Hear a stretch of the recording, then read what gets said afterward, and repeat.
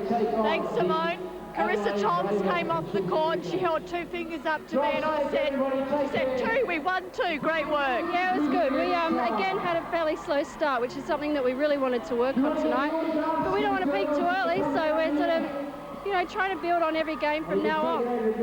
And what about that injury to Deva? Did that upset the momentum of perhaps the Sandpipers initially, and then you worked on that and worked as a positive? No, I think we actually started building a little bit before that. You know, we had to take every quarter as it came. You know, our defence wasn't good to start with, and we just had to keep working on the basics, and I think we eventually got there.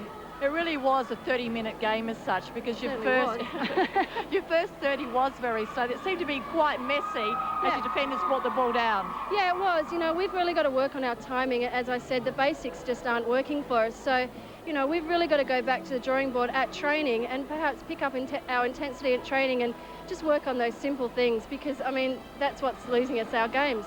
You really are the general in the centre there. You direct play, and it took you some time to work in. Clark perhaps having a measure for the first half? Yeah, I think it all comes down to our timing again. You know, coming down the court, it's just not happening for us. But we stuck with it, and, you know, we just kept pushing through. But, yeah, I mean, Clark had a good game.